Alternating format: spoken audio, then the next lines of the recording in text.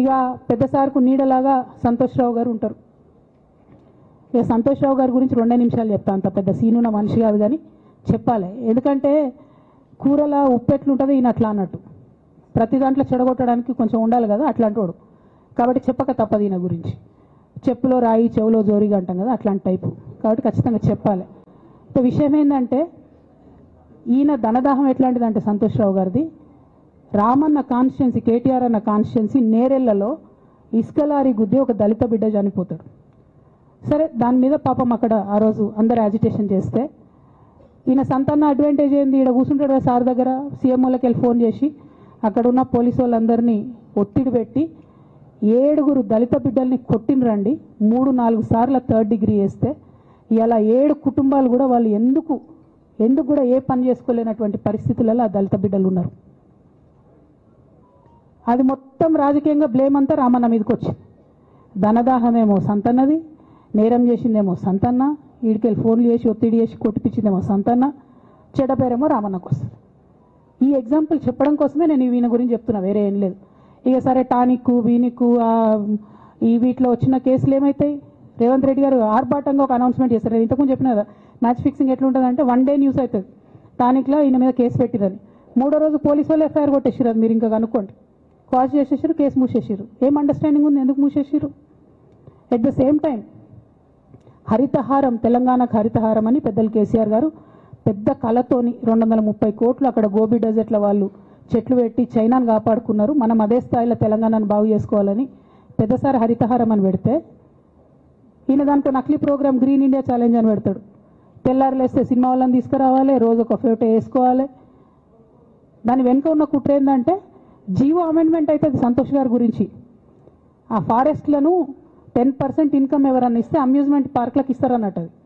దానికోసం GO amend అవుతుంది. దానికి ప్రభాస్ గారిని, చిరంజీవి గారిని, అనేక మంది సినిమా స్టార్లను మోసం చేసి వాళ్ళని తీసుకుపోయి వాళ్ళతో ఫోటోలకు పోజులు ఇప్పించి ఫారెస్ట్లను కొట్టేయాలని ప్లాన్ అయినది. ఇక ఈయనకి 2-3 మనుషులు ఉంటారు సంతనకి. ఆయన పోచంపల్లి శ్రీనివాస్ రెడ్డి అని ఎమ్మెల్యే. ఇది నాకు విషయం ఎవరు చెప్పారంటే మన పల్లరాజేశ్వరరెడ్డి అన్ననే చెప్పిండు. మీకు ఏమైనా డౌట్లు ఉంటే ఆయన అడగొచ్చు. ఈ పోచంపల్లి శ్రీనివాస్ రెడ్డి అనేట ఆయన వరికోల్ అనే ఊరు, సామాన్య కుటుంబం, మధ్యతరగతి కుటుంబం. ఇవాళ అక్కడ ఆయన శ్రీమంతుడు అని పిలుస్తారు పోచంపల్లి శ్రీనివాస్ రెడ్డి గారిని. ఇక్కడ నాకు పల్లరాజేశ్వరరెడ్డి గారు చెప్పిన సమాచారం ప్రకారం మోకిల్లాలో మెగా శ్రీనివాస్ రెడ్డి, మెగా కంపెనీ ఉంది కదా, ఈ కాళేశ్వరంలో అవినీతి చేసిన మెగా కంపెనీ ప్లస్ పోచంపల్లి శ్రీనివాస్ రెడ్డి గారు కలిసి 750 కోట్ల విల్లా ప్రాజెక్ట్ చేస్తున్నారు మోకిల్లాల. ఏడికెళ్ళి వచ్చినాయి అవి? అవినీతి డబ్బులు కాదా? ఎట్లా వస్తాయి? ఎవరైనా who is this Pochampally Srinivas Reddy? Santosh Rao classmate. అది తప్ప ఆయనకున్న అర్హత ఏం లేదు. ఆయనకి ఎమ్మెల్సీ వస్తుంది, కాంట్రాక్ట్లు వస్తాయి, ఇంకేందో వస్తాయి. అట్లనే నవీన్ రావు అని ఇంకొక ఎమ్మెల్సీ ఉంటాడు. ఆయన డైరెక్ట్గా మా ముఖం పట్టుకొని అందరి ముంగట అంటాడు, నాకు ఎమ్మెల్సీ ఇచ్చింది కేసీఆర్ గారైనా నాకు దేవుడు సంతోష్ అంటాడు ఆయన. నిన్న మొన్న వాళ్ళ ఫాదర్ని పట్టుకున్నారు పేకాటల. ఏమైంది కేసు? ఆల్రెడీ నవీన్ రావు గారు పోయి మన ముఖ్యమంత్రి గారు కాళ్ళు పట్టుకున్నట్టుగా తెలిసింది. వాళ్ళ తండ్రిని ఇడిచిపెట్టారు, ఈయన మీద భూ కబ్జా కేసులు ఉంటే అవి ఇడిచిపెట్టారు. అంటే ఓ పక్క సంతోష్ రావు గ్యాంగు, ఇంకో పక్క హరీష్ రావు గ్యాంగు.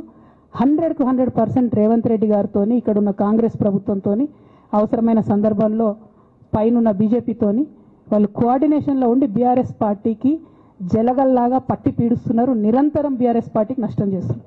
ఎంత దారుణానికి ఒడిగట్టిరంటే ఆఖరికి నా ఓటమితో ప్రారంభమైంది అది.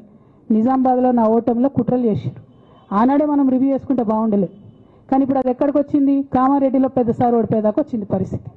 3వసారి ప్రభుత్వం పోయేదాకా వచ్చింది పరిస్థితి. ఒక్కొక్క ఎలక్ట్ అయిన ఎమ్మెల్యేని, ఓడిపోయిన ఎమ్మెల్యేలు పత్రికా మిత్రులు మీరు మాట్లాడండి.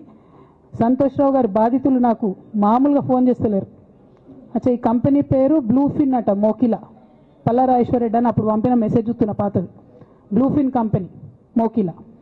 అయితే నేనేమంటున్నా అంటే ఇంత స్పష్టమైనటువంటి నేను ఇస్తున్నా.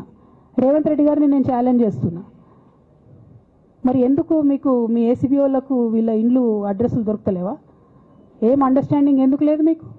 లేకపోతే మీరు చర్యలు ఎందుకు తీసుకుంటలేరని నేను సూటిగా రేవంత్ రెడ్డి గారిని ప్రశ్నిస్తున్నా. ఇక తర్వాత వారు ఏం చేస్తారన్నది నాకు సంబంధం.